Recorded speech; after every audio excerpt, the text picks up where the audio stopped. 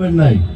ఈనాడు నీ ముందున్న అటువంటి అడ్డుగోడలు నీ ఆశీర్వాదాలకి, నీ సమాధానానికి, నీ ఆరోగ్యానికి, నీ కుటుంబానికి దేనికి ఆటంకాలు ఉన్నాయి అన్ని పడిపోవాలంటే ఈ సమయం నీ బలహీనతలో నువ్వు దేవుని స్తుతించాలి. దేవుని సంగమా, మనిషిని సృష్టించింది దేవుని స్తుతించడానికి అని మర్చిపోకూడదు. మనం దేవుని దూత లూసిఫర్, ఆయన అక్కడ దేవుని ఆరాధన చేసే ఒక గుంపుకి లీడర్ అన్నమాట.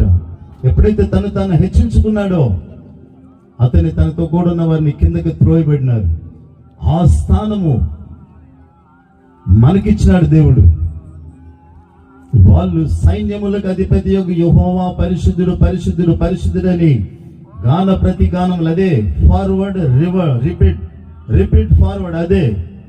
కానీ దాంట్లో ఆయన ఆనందపడే దేవుడు కానే కాదు. ఆయన స్వరూపములో మట్టితో చేయబడిన మనమున్న స్థితిలో మనము విమోచింపబడి యేసుక్రీస్తు రక్తము ద్వారా ఈనాడు నువ్వున్న నీ స్థలములో నీ హృదయంలో ఏ విధంగా రక్షింపబడినావో, విమోచింపబడినావో అది నువ్వు ఒకసారి జ్ఞాపకం చేసుకొని నువ్వు స్తుతించుతుండగా అది దేవునికి ఎంతో ఘనత అనేది మనం మర్చిపోకూడదు. మన హైట్ వెయిట్ చూడకూడదు, కానీ హృదయంలో నుంచి వెళ్ళి వచ్చే ఆ స్తుతులు స్తోత్రాలు దేవునికి ఇంతవరకు పాటల ద్వారా మనం గణపరిచినప్పుడు స్తుతి సింహాసనం వేయబడిన ఆయనకి ఈ ఆరాధనలో మహిమ సింహాసనం మనం వేయాలి. మన ఆరాధన దేవునికి మహిమకరంగా ఉండాల.